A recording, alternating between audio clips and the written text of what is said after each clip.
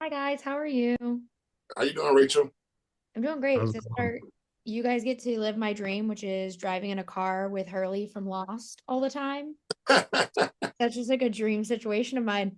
But you guys have so many cool, guest stars or clients on this show. Is there one that you guys were shocked that actually wanted to be a part of Bookie and be on the show, even in, oh my goodness, either in season one or season two?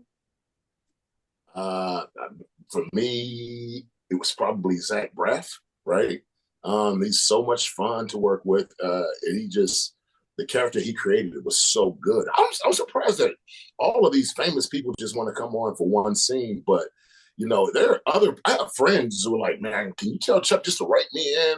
And they're pretty big. And I'm like, really? It's like, dude, I just want to come in. I want you guys to, come in and get collected on. So people really do like the show. So by Zach is for me. Yeah. Do you have one, It's- Sebastian? I think Ray Romano plays the kind of quintessential down on his luck guy who's losing all of his money. You see it in his face. He's just sad. He shows up in season two riding his 8-year-old daughter's bike and collecting at a gas station, and he thinks he's on a run, and you could tell the relationship with his wife is soured. So the way he plays that, it's just typical Ray Romano, just kind of deadpan. I felt like his scenes were very funny. Well, yeah, and you guys get the unique ability with a show like this to play comedy in the saddest way possible because it is people who are like at the end of their like money and everything and they're down on their luck and yet it is still very funny somehow and it is I think kind of the joy of comedy is you can have the laugh out loud outrageousness and then comedy like this where you find humor in very dark situations. For you guys as actors and comedians, what is the joy of getting to kind of live in a show that does teeter into that dark comedy more than not? I feel like some of the best comedy comes from these dark places, right? I mean, some of my favorite comedians, Sebastian, of course, but even somebody like Richard Pryor, man. This guy's whole life was dark, but he made some of the funniest and made it just feel like, hey, look how bad my life is, and I'm gonna tell you about it, make you laugh about it.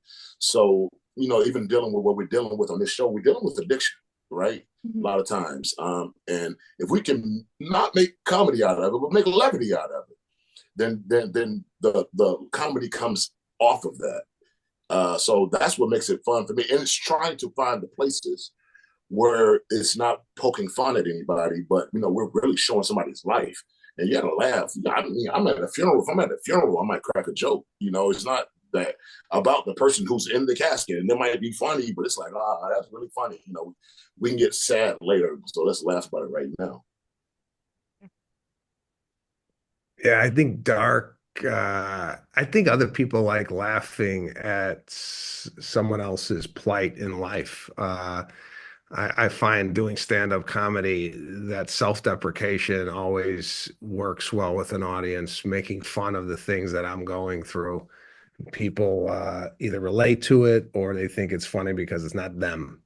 And comedy to me is often most found in uncomfortable situations. So I think Chuck and Nick do a really great job of putting these two characters in a lot of situations that are, might not look like they're funny from the outside, but once you start kind of diving into it, start to see the comedy kind of uh, peek its head in and out of these scenarios that these guys find each other in. And nothing really is funny about people having a great life, you know. Mhm. Uh, we're always laughing at the struggles and the conflicts that people have.